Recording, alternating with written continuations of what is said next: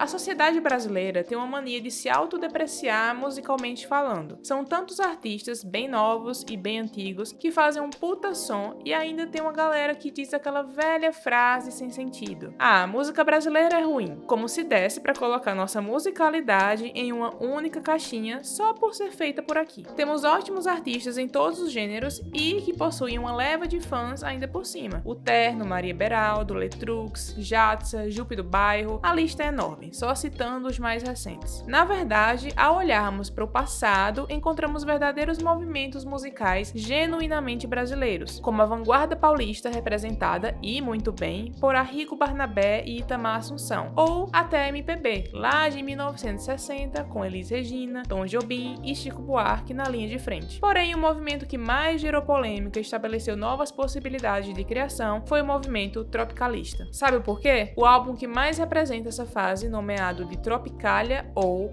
Panis et Circenses, foi organizado, projetado e executado por artistas que hoje são verdadeiros medalhões nacionais: Caetano Veloso, Gal Costa, Gilberto Gil, Nara Leão, Tom Zé e os Mutantes, todos juntos no seu auge da expressão em plena ditadura militar. É tão interessante que dá pra fazer um vídeo só falando do assunto. Comenta aí se você curtiu. Agora vamos fazer um recorte. Os Mutantes, banda fundamental para o movimento, foi importante para servir de base em uma das maiores carreiras da história da música brasileira. Mal se sabia que em 1972, quando a vocalista saiu do grupo, estava prestes a se tornar um tesouro nacional. É claro, estamos falando da polêmica, zoeira, bruxa, mística e fodona Rita Lee.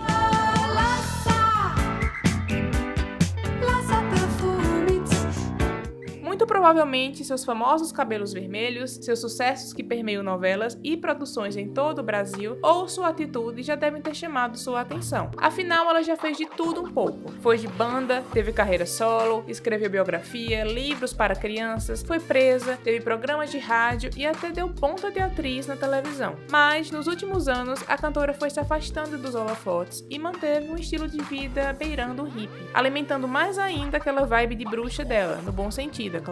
Será que ela não vai mais lançar música? Acabou com a carreira? Não fará mais shows? Afinal, o que aconteceu com Rita Lee? Bom, vamos voltar lá no finalzinho dos anos 60, quando ela ainda era vocalista dos Mutantes, banda que também é super importante para a música feita aqui. Formada em São Paulo, o grupo, que também contava com os irmãos Sérgio Dias e Arnaldo Batista, foi fundamental para o movimento da Tropicália, experimentando diversos instrumentos dentro do rock, inserindo a guitarra elétrica, que na época era uma novidade bem polêmica, tendo até quem era contra o uso dela, e fundindo o psicodélico com uma brasilidade escancarada nas letras, ritmos e influências. Entretanto, com a sua expulsão, Rita, que nessa época já tinha lançado 2 álbuns com a ajuda dos ex-companheiros de banda, Build Up e Hoje é o Primeiro Dia do Resto de Sua Vida, se viu aberta a novas possibilidades de sons e composições. Mas foi ao se juntar com a banda Tutti Frutti que a carreira da artista se elevou a um novo patamar. Lembra quando Ozzy Osbourne deixou o Black Sabbath e viu sua carreira solo fazer mais sucesso,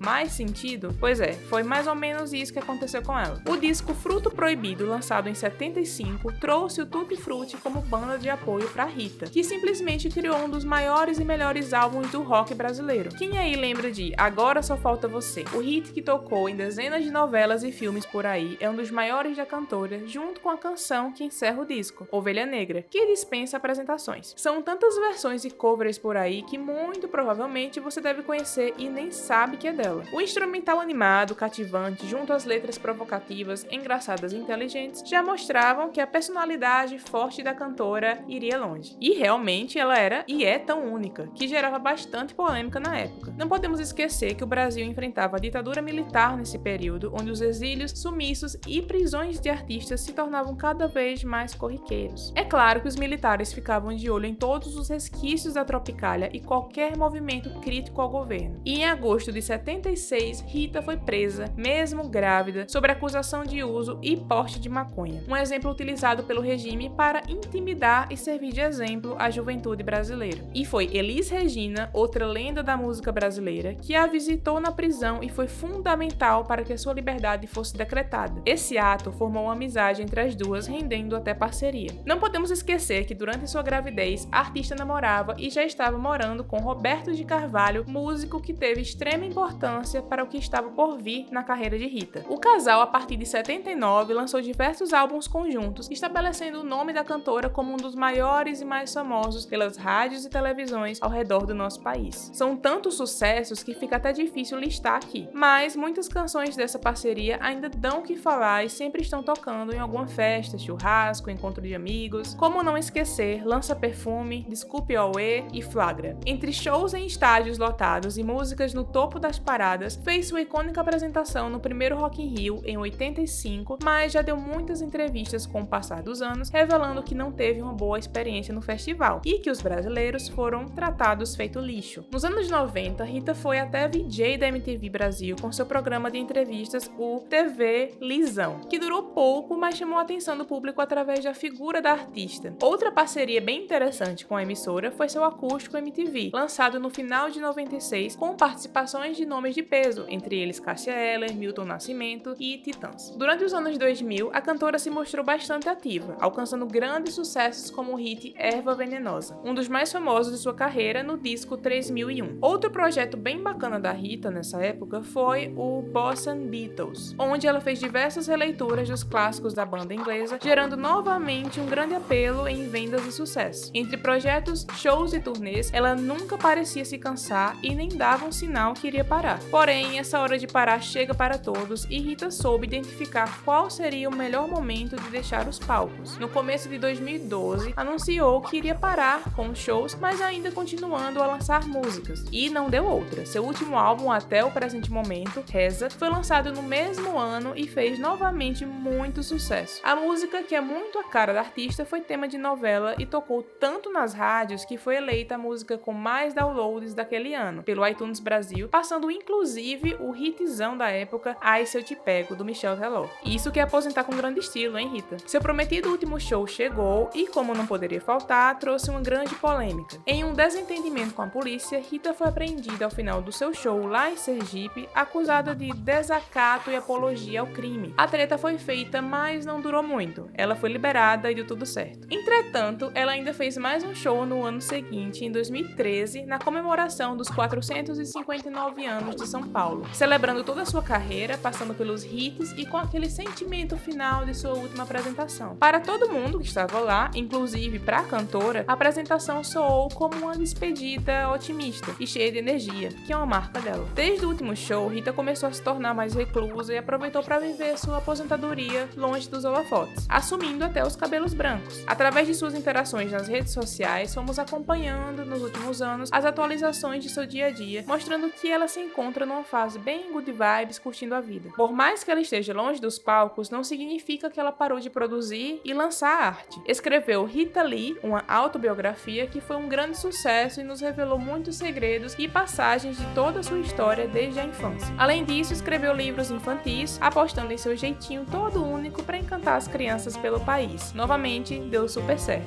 Um pouco antes da pandemia, um de seus filhos, Beto Lee, anunciou um grande tributo à carreira da mãe com uma série de shows que passariam por São Paulo, Rio e Belo Horizonte, e ainda contariam com a participação de diversos artistas como Ney Matogrosso e Maria Rita. Agora, o melhor de tudo, a própria Rita prometeu participar das apresentações. Vale lembrar que recentemente João Lee revisitou a carreira dos pais e lançou um álbum cheio de remixes, repaginando totalmente os hits de Rita e Roberto. E mais, com volume 1 e volume 2. Haja sucesso, hein? Além disso, o artista ganhará uma exposição lá no MIS, em São Paulo, com vários artefatos, figurinos e lembranças de toda a sua história dentro da música. Sem data para estrear, o evento também tem a curadoria do filho João. Mesmo sem um novo álbum ou single, quem é fã está muito bem servido aqui. De qualquer forma, os marcantes cabelos vermelhos, a voz característica, a personalidade marcante e a puta importância que essa mulher teve e tem para a sociedade brasileira mostram como Rita Lee é uma lenda viva. Tanta versatilidade, tanto talento, quantos casos encontramos como este ao redor do mundo. Pensamos muito em David Bowie como o grande camaleão da música, mas por que esquecemos que já temos um artista igualmente versátil e que dispensa essas comparações para mostrar o seu valor? Rita Lee era e é um dos nomes mais fundamentais para entender o Brasil através da música. Deixamos aqui todo o nosso apoio à cantora e seus familiares com a descoberta de um tumor em seu pulmão. Esperamos que ela passe por essa fase de maneira tranquila e ainda nos presenteie com muitos bons projetos pela frente. Afinal, de Rita nunca nos cansamos. Sua música está e ficará na eterna memória dos brasileiros, que em tantos e tantos momentos, de tantos modos, se esbarraram nos discos, singles, livros, novelas e em seu talento.